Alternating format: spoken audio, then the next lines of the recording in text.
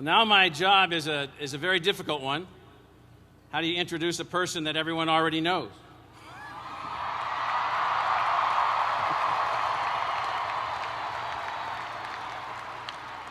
But nonetheless, I want to put the President's introduction into context because I found myself the last few weeks studying his syllabi from his classes and looking at grading mechanisms that he had in place and looking at a number of things that he's written, and it's a fantastic story. So it is my honor and my privilege to introduce to you, and I'm going to walk through this, our President. Let me begin with the following. Wait. Hold on. Let me walk through why the President's visit here is so important for this institution, for this state, and for our country. Barack Obama is a man of intellect devoted to the common good, which is a rare thing, a rare thing.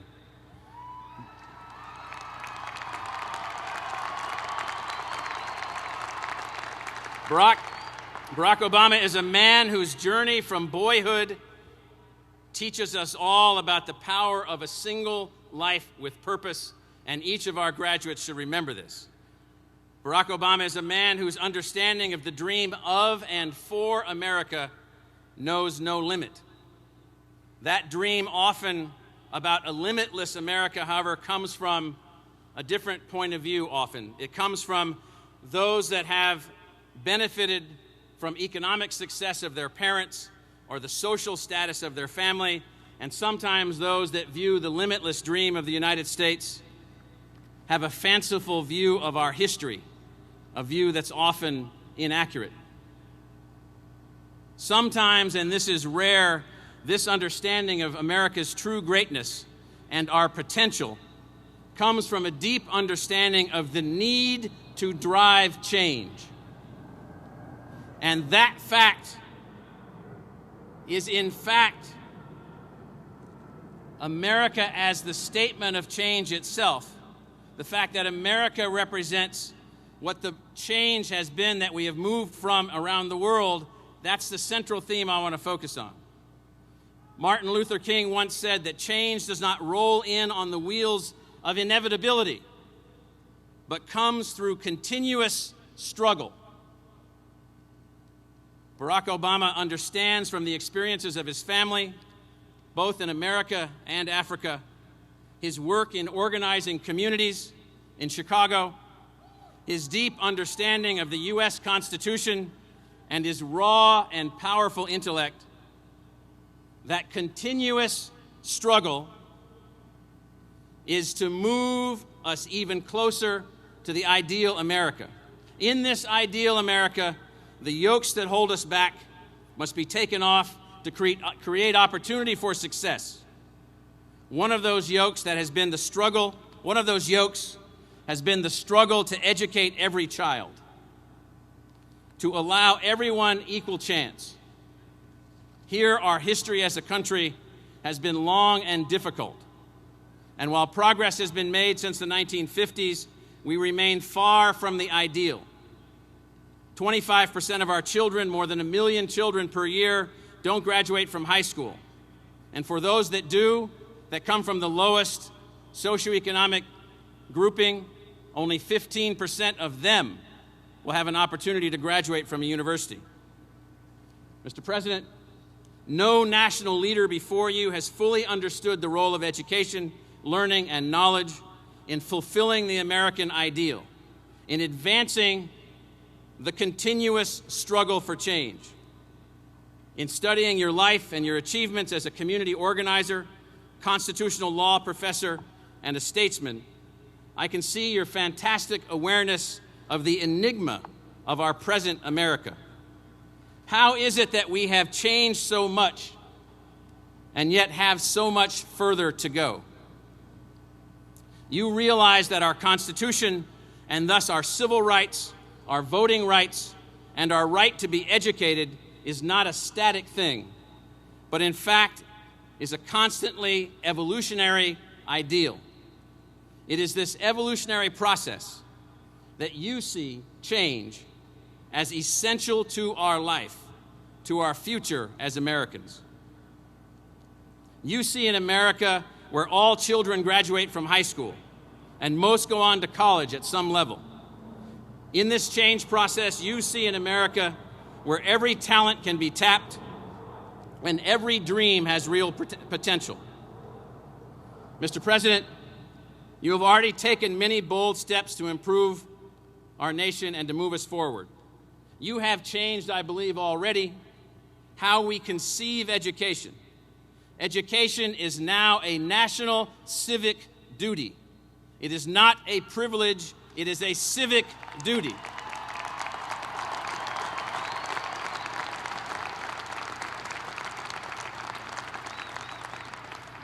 You have given hope to all who dream about what they can be, and as I'm increasingly beginning to see as a common activity, you've lit a fire under all of us to move America forward using our ideas and our creativity.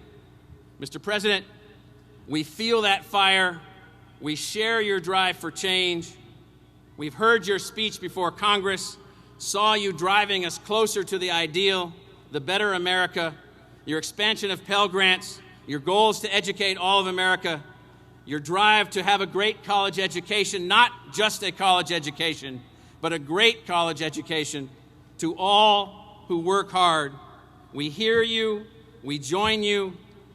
In fact, we join you by today committing to you and to the people of Arizona that we will continue building ASU as an egalitarian center for advanced teaching and learning. And we commit to you also that no Arizona student will be left out of this institution and what we have to offer because of his or her family's income.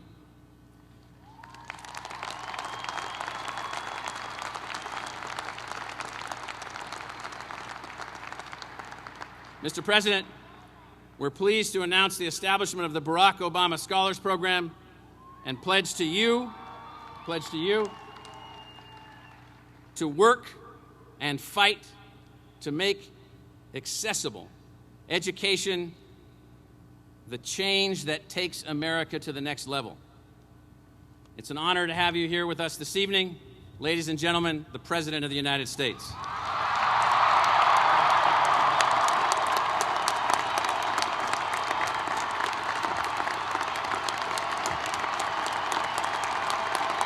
Thank you. Thank you. Thank you, ASU. Thank you very much. Thank you very much. Thank you so much. Thank you, please. Thank you very much. Well, thank you.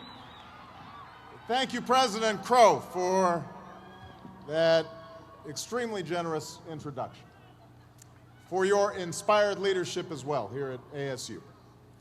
I want to thank the entire ASU community for the honor of attaching my name to a scholarship program that will help open the doors of higher education to students from every background. What a wonderful gift. Thank you.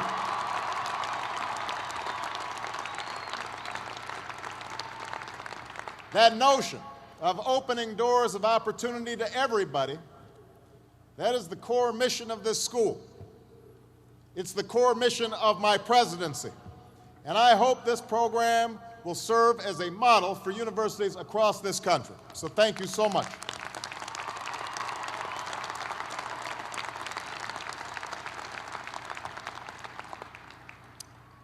I want to obviously congratulate the class of 2009 for your unbelievable achievement.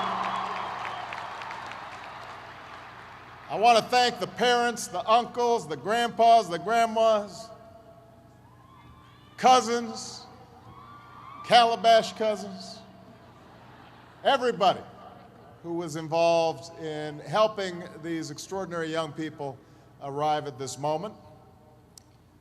I also want to apologize to the entire state of Arizona for stealing away your wonderful former governor, Janet Napolitano.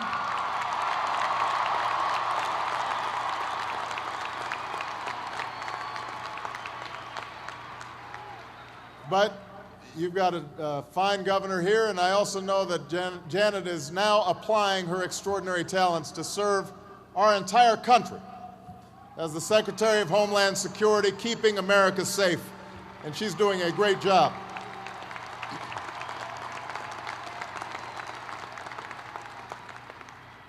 Now, before I begin, I'd just like to clear the air about that little controversy everybody was talking about a few weeks back.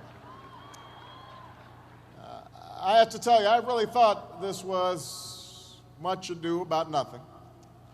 But I do think we all learned an important lesson. I learned never again to pick another team over the Sun Devils in my NCAA brackets.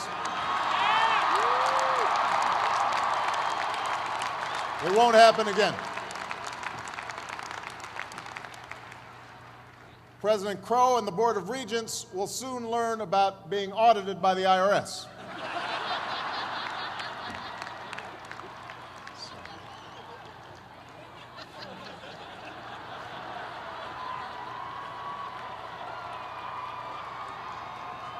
Now, in all seriousness, I come here not to dispute the suggestion that I haven't yet achieved enough in my life. First of all, Michelle concurs with that assessment. She has a long list of things that I have not yet done, waiting for me when I get home. But more than that, I come to embrace the notion that I haven't done enough in my life. I heartily concur. I come to affirm that one's title, even a title like President of the United States, says very little about how well one's life has been led. That no matter how much you've done or how successful you've been, there's always more to do, always more to learn, and always more to achieve.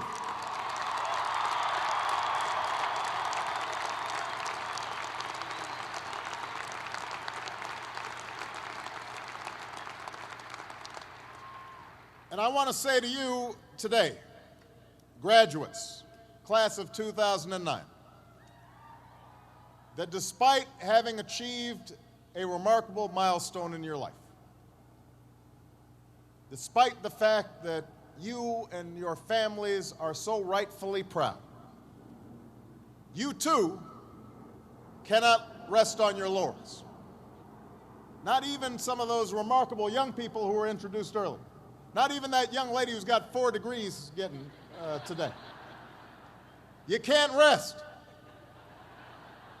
Your own body of work is also yet to come.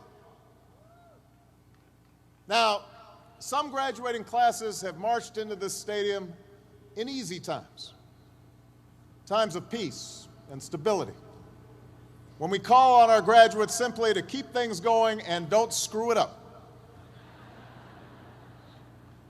Other classes have received their diplomas in times of trial and upheaval, when the very foundations of our lives, the old order, has been shaken. The old ideas and institutions have crumbled, and a new generation is called upon to remake the world. It should be clear to you by now the category into which all of you fall. For we gather here tonight in times of extraordinary difficulty for the nation and for the world. The economy remains in the midst of a historic recession, the worst we've seen since the Great Depression. The result in part of greed and irresponsibility that rippled out from Wall Street and Washington as we spent beyond our means and failed to make hard choices.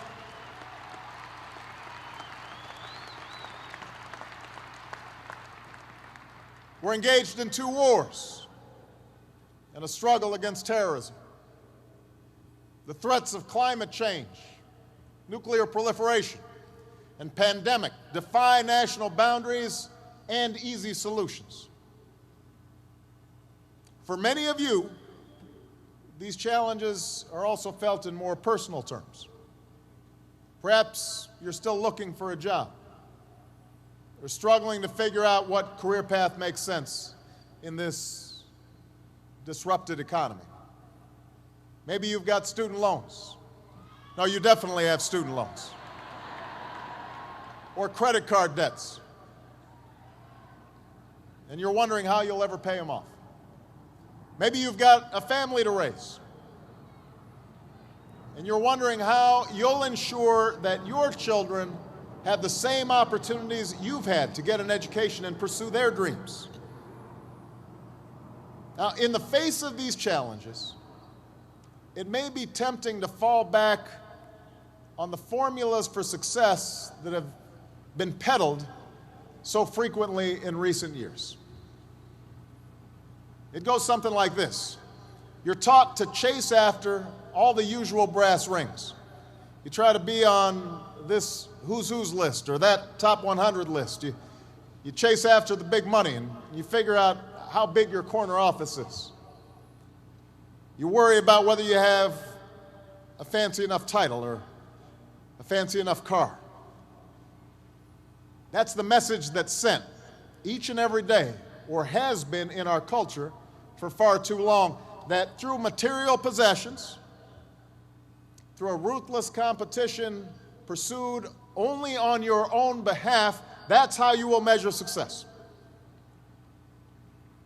Now, you can take that road, and it may work for some.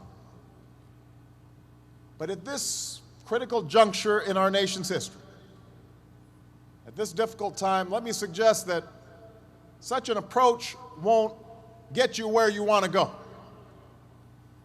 It displays a poverty of ambition. That in fact, the elevation of appearance over substance, of celebrity over character, of short-term gains over lasting achievement, is precisely what your generation needs to help end. Now,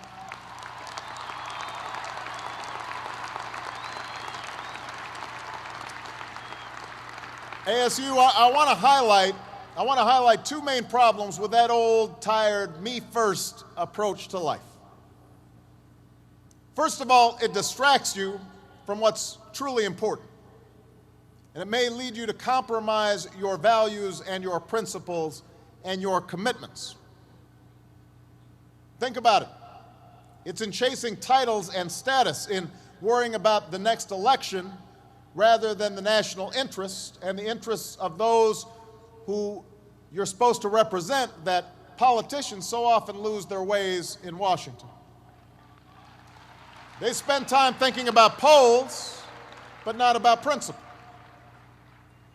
It was in pursuit of gaudy short-term profits and the bonuses that came with them that so many folks lost their way on Wall Street, engaging in extraordinary risks with other people's money.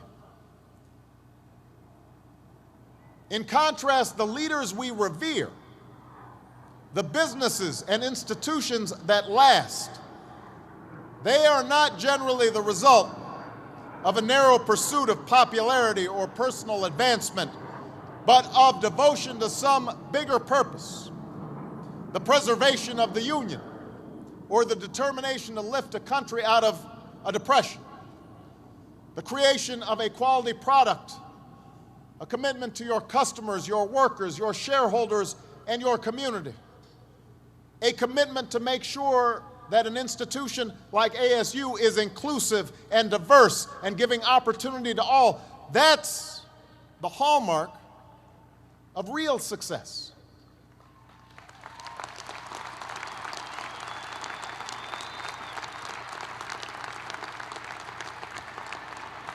That other stuff, the trappings of success may be a byproduct of this larger mission. But it can't be the central thing. Just ask Bernie Madoff.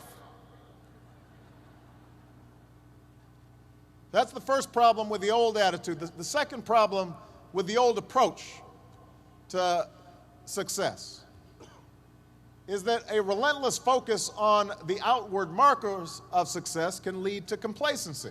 It can make you lazy. We too often let the external, the material things serve as indicators that we're doing well, even though something inside us tells us that we're not doing our best, that we're avoiding that which is hard but also necessary, that we're shrinking from rather than rising to the challenges of the age.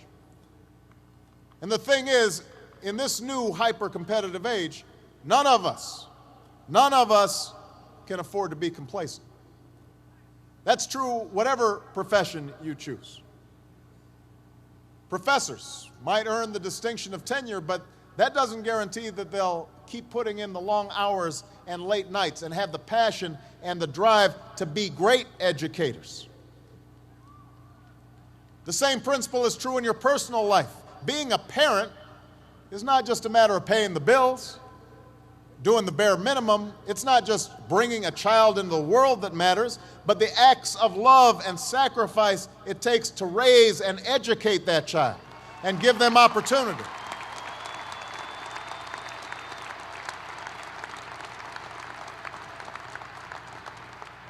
It can happen to presidents as well.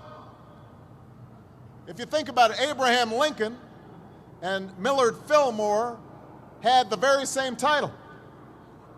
They're both presidents of the United States. But their tenure in office and their legacy could not be more different. And this is not just true for individuals, it's also true for this nation. In recent years, in many ways, we've become enamored with our own past success, lulled into complacency by the glitter of our own achievements. We've become accustomed to the title of military superpower, forgetting the qualities that got us there, not just the power of our weapons, but the discipline and valor and the code of conduct of our men and women in uniform.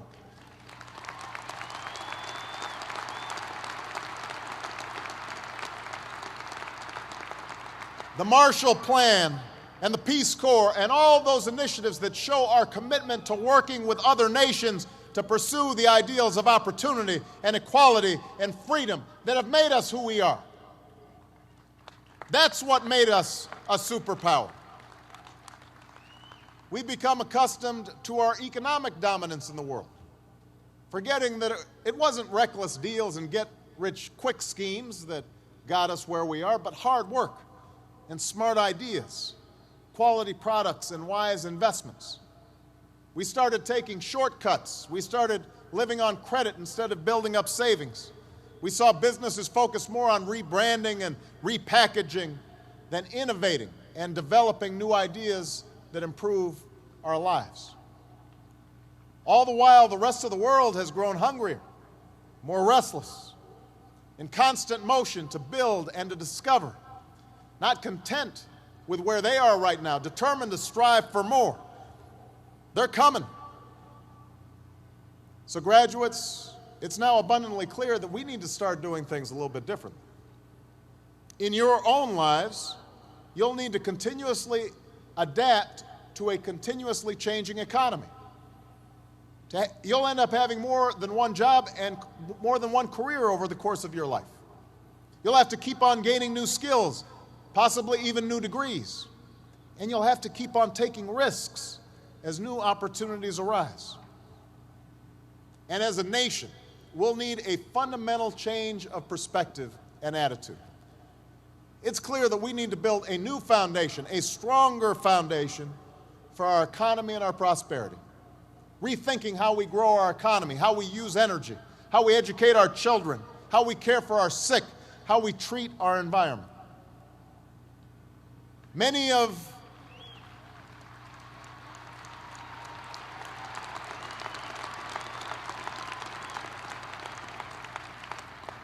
our current challenges are unprecedented. There are no standard remedies, no go-to fixes this time around. And class of 2009, that's why we're going to need your help. We need young people like you to step up. We need your daring, We need your enthusiasm. We need your energy. We need your imagination. And let me be clear, when I say young, I'm not just referring to the date of your birth certificate. I'm talking about an approach to life, a quality of mind and a quality of heart, a willingness to follow your passions, regardless of whether they lead to fortune and fame, a willingness to question conventional wisdom and rethink old dogmas, a lack of regard for all the traditional markers of status and prestige, and a commitment instead to doing what's meaningful to you, what helps others, what makes a difference in this world.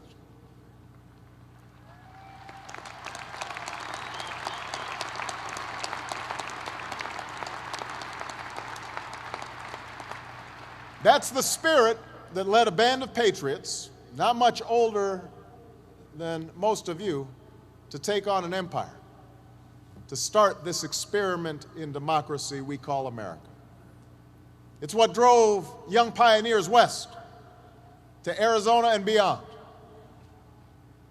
It's what drove young women to reach for the ballot, what inspired a 30-year-old escaped slave to run an underground railroad to freedom, what inspired a young man named Cesar to go out and help farm workers, what inspired a 26-year-old preacher to lead a bus boycott for justice. It's what led firefighters and police officers in the prime of their lives up the stairs of those burning towers, and young people across this country to drop what they were doing and come to the aid of a flooded New Orleans.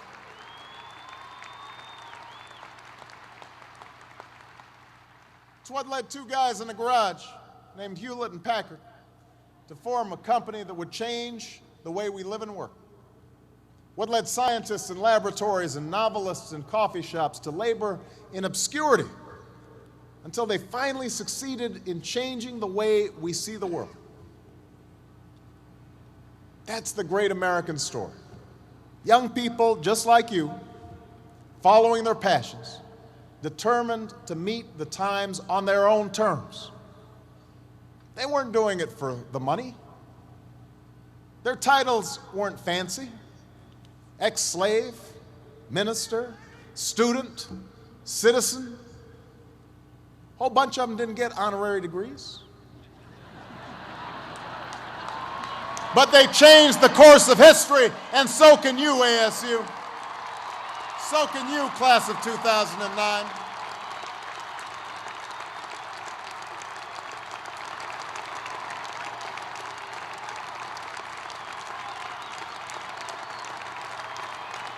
So can you.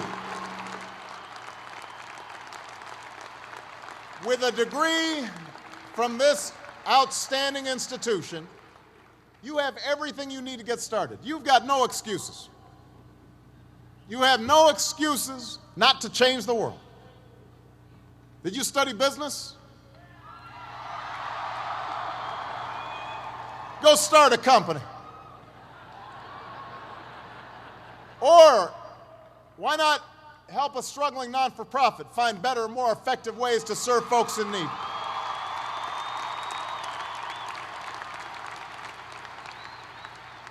You study nursing? Go. Understaffed clinics and hospitals across this country are desperate for your help. You study education?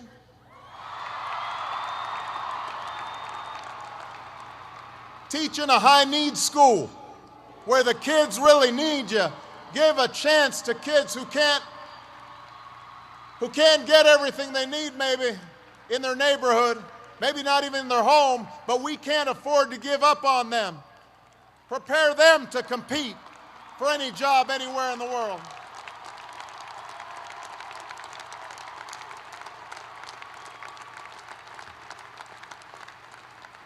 You study engineering? Help us lead a green revolution, developing new sources of clean energy that will power our economy and preserve our planet. But you can also make your mark in smaller, more individual ways. That's what so many of you have already done during your time here at ASU. Tutoring children, registering voters, doing your own small part to fight hunger and homelessness, AIDS, and cancer. One student said it best when she spoke about her senior engineering project building medical devices for people with disabilities in a village in Africa. Her professor showed a video of the folks they'd been helping, and she said, when we saw the people on the videos, we began to feel a connection to them. It made us want to be successful for them. Think about that. It made us want to be successful for them. That's a great motto for all of us. Find somebody to be successful for. Raise their hopes. Rise to their needs. As you think about your life after graduation, as you look into the mirror tonight after the partying's done,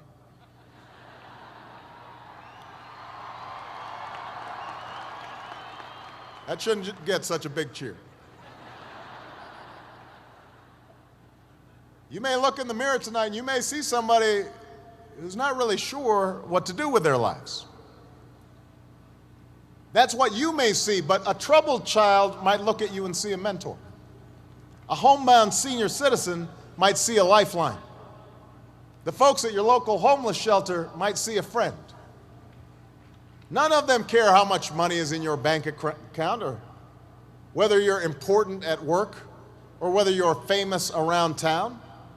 They just know that you're somebody who cares, somebody who makes a difference in their lives.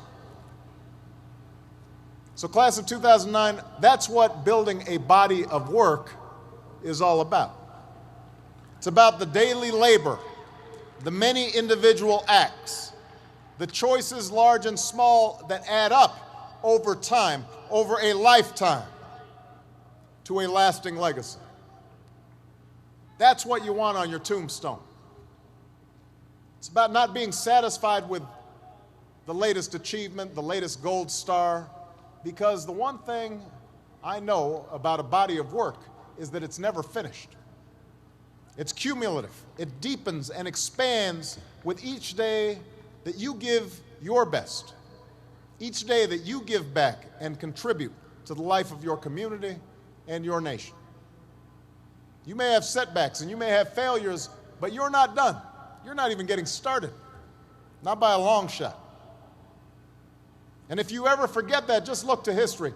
Thomas Paine was a failed corset maker, a failed teacher, and a failed tax collector before he made his mark on history with a little book called Common Sense that helped ignite a revolution.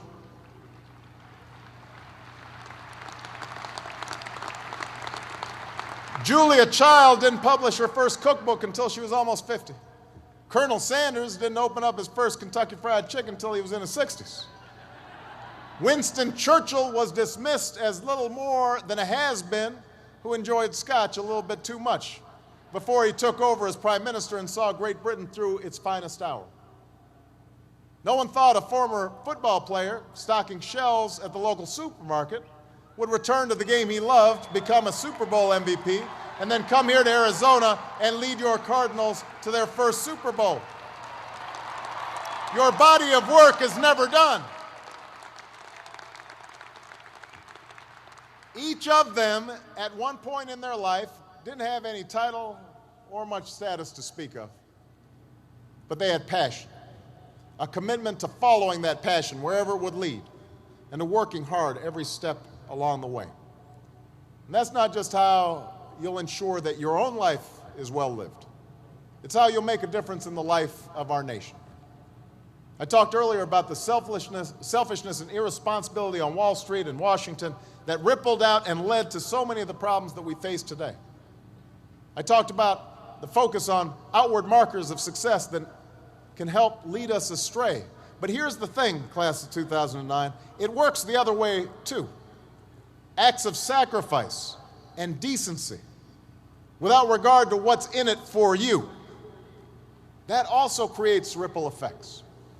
Ones that lift up families and communities, that spread opportunity and boost our economy, that reach folks in the forgotten corners of the world, who in committed young people like you see the true face of America, our strength, our goodness, our diversity, our enduring power, our ideals.